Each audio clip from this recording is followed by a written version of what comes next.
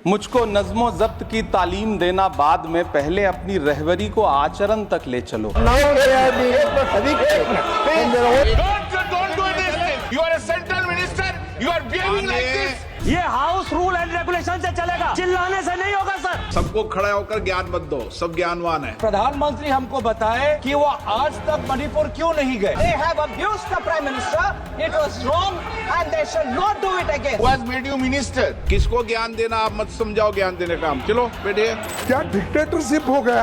आपको क्या क्या ठोकना है ठीक से ठोकेंगे। ये अति निंदनीय है।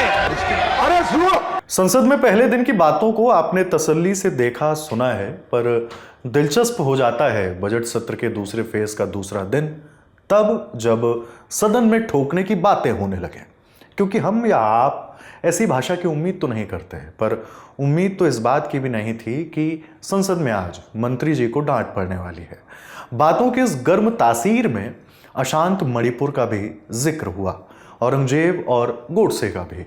बातों का लट्टू घुमाने के बजाय अब शो शुरू करते हैं जिसका नाम है संसद में आज। नमस्ते, मैं हूं हिमांशु तिवारी।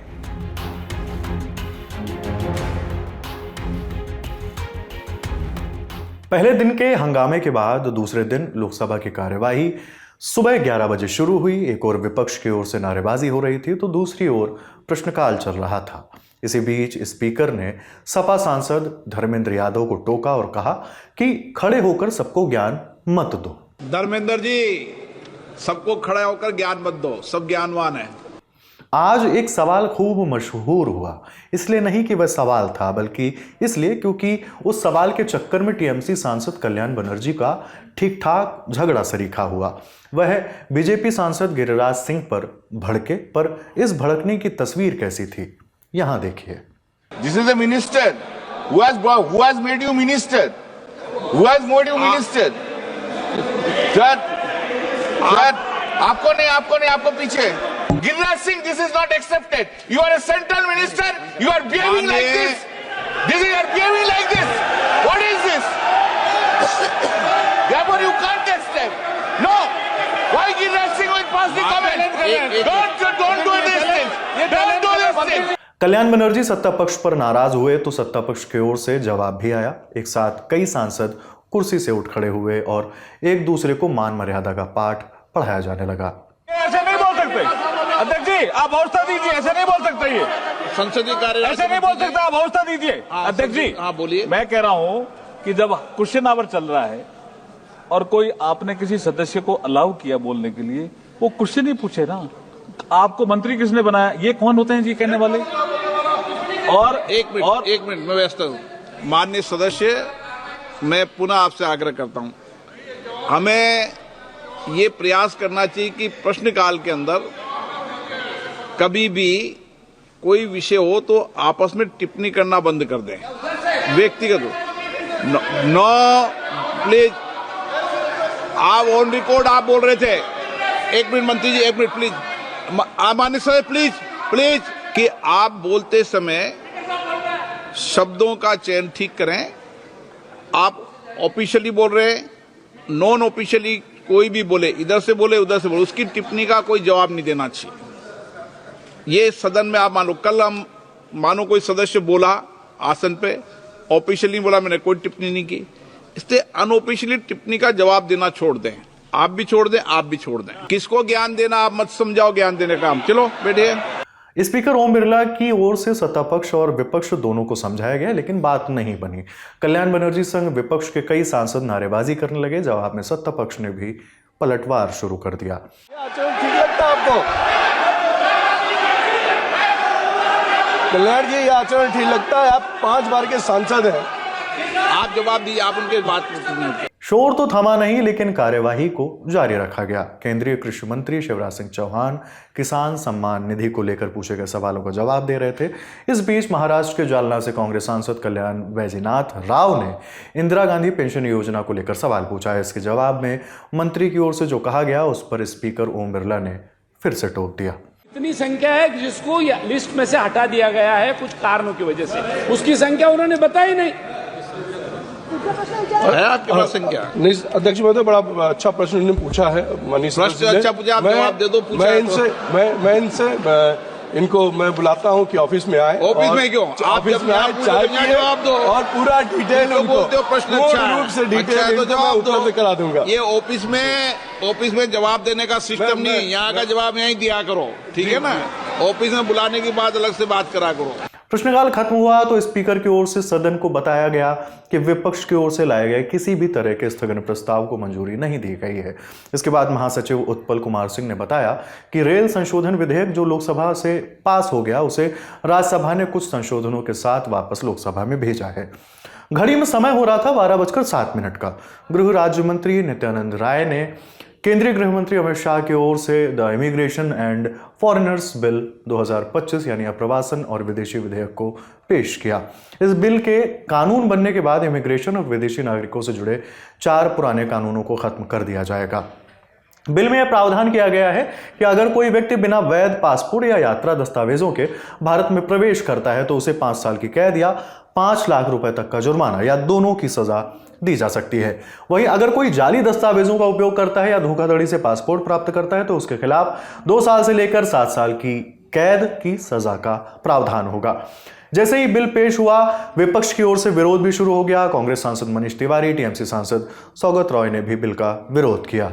जब भी इस सदन में कोई भी विधेयक लाया जाता है, वो विधेयक संविधान के तो अनुसार होना चाहिए।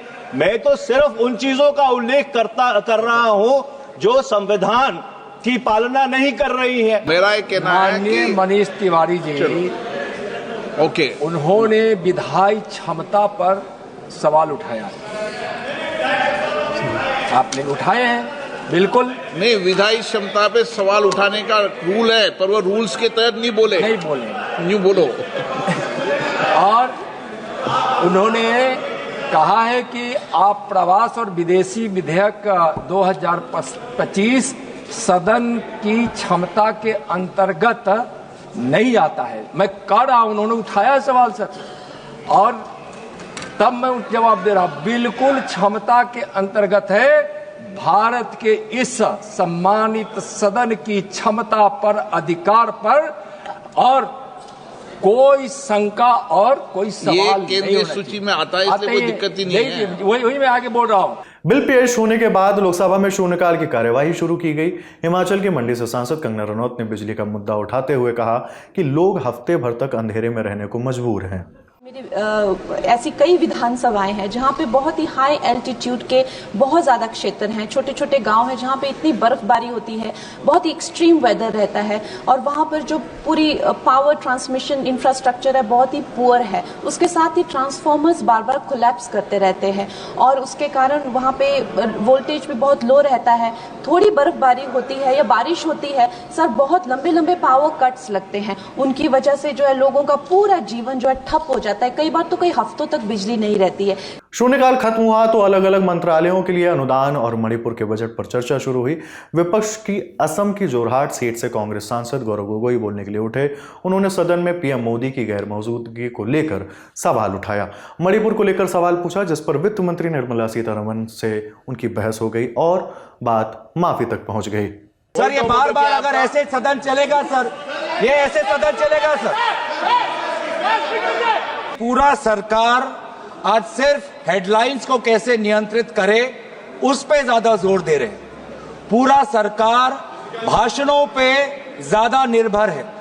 पूरा सरकार चाहता है कि पूरा देश उनके भाषणों, उनके इवेंट मैनेजमेंट, उनके हेडलाइंस पे ध्यान दे और वास्तविक जो स्थिति है उस पे उनका ध्यान न जाए।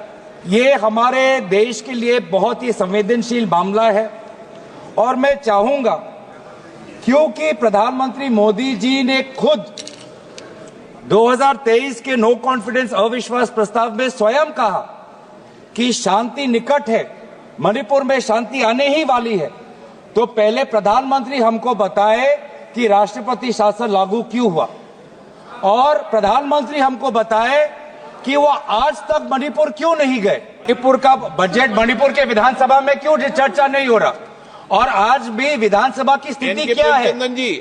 आज भी विधानसभा की स्थिति क्या है? आज वहां पे हमको पता है कि स्टेट असेंबली डिसॉल्व हुआ है या स्टेट असेंबली सस्पेंडेड एनिमेशन में है।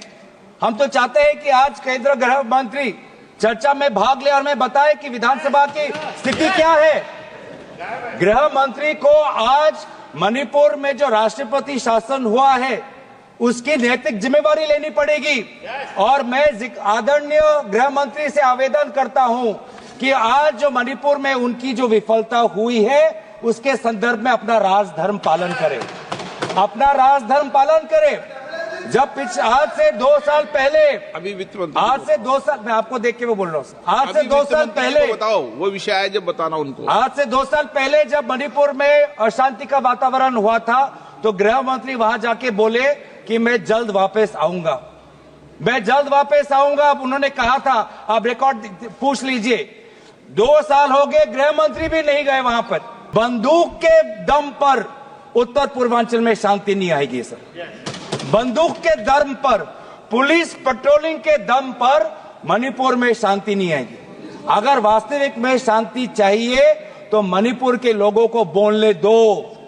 वास्तविक में शांति चाहिए तो मणिपुर के लोगों को सुनने का धैर्य आपके पास होना चाहिए। ये हाउस रूल एंड रेगुलेशन से चलेगा, चिल्लाने से नहीं होगा सर। कांग्रेस वाले चिल्लाकर मुंह बंद नहीं कर सकते, ये रूल कहता है। हम आपका बहुत सम्मान करते हैं, मैं आपको एड्रेस कर रहा हूं, आप भी मुझे देख रहे हैं, आप भी मुझे सुन रहे हैं, लेकिन आज तय करना चाहिए कि अध्यक्ष महोदय आप है या अध्यक्ष महोदय निशिकांत दुबे। जब हम वर्तमान प्रधानमंत्री का सम्मान करते हैं तो बार बार पूर्व प्रधानमंत्री पे ये लोग अपमानजनक शब्द क्यों करते हैं और उनके बातें रिकॉर्ड पे क्यों आते हैं, इसका भी आप बाद में सोचिए sir. A leading member of the opposition party say that they सम्मान करते हैं प्रधानमंत्री जी को, and quickly to add, when Treasury talks about previous prime ministers, they speak not in सम्मान जनक language. How many times has the prime minister been abused in this house by them? And how many times he was not even allowed to speak in the house? They stood in the well and shouted. Will the honorable member Tarun Gogoi, his son, Gaurav Gogoi, apologize for the number of times they've called abusive names to the PM? Today he's ironing out all that. He's whitewashing all that. That's not allowed. He should have the grace. He should have the grace to admit that they have abused the Prime Minister. It was wrong and they shall not do it again.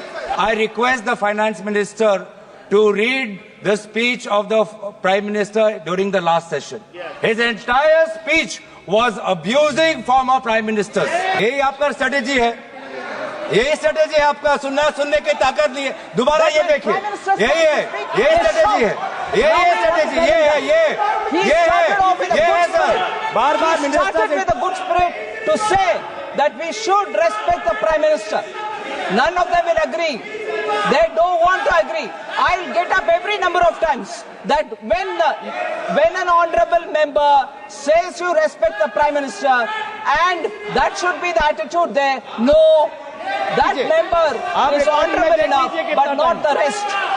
अध्यक्ष महोदय, बहस में विपक्ष की ओर से जितनी जोरदार तरीके से आरोप लग रहे थे उतना ही दमदारी से सत्ता पक्ष की ओर से जवाब भी दिए जा रहे थे। इस बीच ओडिशा के पुरी से बीजेपी सांसद संबित पात्रा की ओर से एक आपत्ति जताई गई। इससे पहले भी आप ही के चेयर ने कहा कि रूल के हिसाब से चर्चा होनी चाहिए। यहाँ रूल खंडित किया जा रहा है, हम लोग सुन रहे हैं। एक सेंटेंस जो बोला जा रहा है हम शायद यहाँ समझ रहे हैं, नहीं समझ रहे हैं, मगर इसके कारण मणिपुर में स्थिति बिगड़ने की परिस्थिति आ सकती है। एक सेंटेंस का वैल्यू और महत्व है। आप सुनिए इस बात को, इसके संवेदनशीलता को बनाए रखा जाए। मणिपुर बजट और मणिपुर की जो व्यवस्था है, जो स्थितियां हैं, उसको लेकर जो चर्चा चल रही थी, उस बीच सदन में नेता विपक्ष राहुल गांधी भी मौजूद थे और केंद्रीय गृह मंत्री अमित शाह भी सदन पहुंच चुके थे। अब पहले सदन का एक बड़ा हिस्सा देखने के बाद दूसरे सदन यानी उच्च सदन चलते हैं। लोकसभा की तरह यहाँ की कार्यवाही भी सुबह 11 बजे शुरू हुई। नेता प्रतिपक्ष मल्लिकार्जुन खड़गे ने नेता सदन और मंत्रियों की गैर मौजूदगी को लेकर सवाल उठाया। रूल्स ऑफ प्रोसीजर का अपोजिशन लीडर को और सारे मेंबर्स को एक ट्रेनिंग देना चाहिए, उन्होंने कल कहा। मैं पूछता हूं उनको, आप क्यों ट्रेनिंग नहीं लेते और आपके लोग टाइम पे नहीं आते और मंत्रीगण भी नहीं आते, ये शर्म की बात है। नेता प्रतिपक्ष अपनी बात कहकर बैठे तो उपसभापति हरिवंश ने बताया कि नियम 267 के तहत मिले 21 नोटिस को स्वीकारा नहीं गया है। इसके बाद विपक्ष की ओर से नारेबाजी और हंगामा होने लगा। इस नियम के तहत विपक्ष वोटर लिस्ट, परिसीमन और 3 भाषा नीति के मुद्दे पर चर्चा की मांग कर रहा था। माननीय प्रभु जी, नो पॉइंट ऑफ ऑर्डर, मुझे पूरा करने दीजिए पहले। विपक्ष के शोर के बीच शून्यकाल शुरू किया गया। उम्मीद थी कि हंगामा शांत हो जाएगा, लेकिन ऐसा नहीं हो सका। उपसभापति विपक्ष को समझाने के लिए कुर्सी से उठ गए, लेकिन विपक्ष मानने को तैयार नहीं था, जिसके बाद सदन को दोपहर 12 बजे तक के लिए स्थगित कर दिया गया। आप सभी अपने अपनी सीट जाए। आपने इश्यू उठाया mister Tiruchi Siva, again you are stating. मैंने माननीय एलओपी को समय दिया था, उन्होंने अपनी बात कही, शुरू में ही समय दिया था सर आपको मैंने। प्लीज 12 बजे सदन की कार्यवाही प्रश्नकाल के साथ शुरू हुई। नेता प्रतिपक्ष ने फिर सत्ता पक्ष की ओर से कुछ एक मंत्रियों की गैर मौजूदगी को लेकर मुद्दा बनाया और बोलते बोलते यहां तक कह गए कि आपको क्या क्या ठोकना है ठोकेंगे, सरकार को ठोकेंगे। इतना बोलने भर की देर थी, नेता सदन जेपी नड्डा नाराज हो गए। सुबह में एजुकेशन मिनिस्टर आए नहीं थे। प्लीज सुनिए बोलने दीजिए, विषय पे हम लोग साहब जी क्या डिक्टेटरशिप हो गया। मैं आपसे हाथ जोड़ के विनती कर रहा हूँ, को अनुरोध कर रहा हूं, माननीय दिग्विजय जी को बोलना है। नहीं मेरा बोलना है, हम बोलने के लिए तैयार भी किए हैं और आपको क्या क्या ठोकना है ठीक से ठोकेंगे। लेकिन सर आप बहस आपस में करेंगे। आपसे उम्मीद करता हूं कि आप बातचीत में आप बड़े अनुभवी हैं, आपसे लोग सीखेंगे। उनको ठोकेंगे, सरकार को ठोकेंगे, सरकार को ठोकेंगे। दुख की बात है कि आपने अभी लीडर ऑफ द ऑपोजिशन, जो इतने तजुर्बेकार, लंबे समय तक जिन्होंने संसदीय कार्य के रूप में प्रदेश में भी और पार्लियामेंट में भी, लोकसभा में भी और राज्यसभा में जिन्होंने नेतृत्व भी किया और सदस्य के रूप में भी काम किया, अभी जो उन्होंने भाषा का उपयोग किया और चेयर पर स्पर्शन किया है, यह अति निंदनीय है, अति निंदनीय है। This is condemnable, this is to be condemned by one and all, including the LOP. He should condemn and he should apologise. जो शब्द का उपयोग किया है चेयर के प्रति, जो the word and the language used against the chair, it is unpardonable. वो अस्वीकार्य है और वो माफी योग्य नहीं है।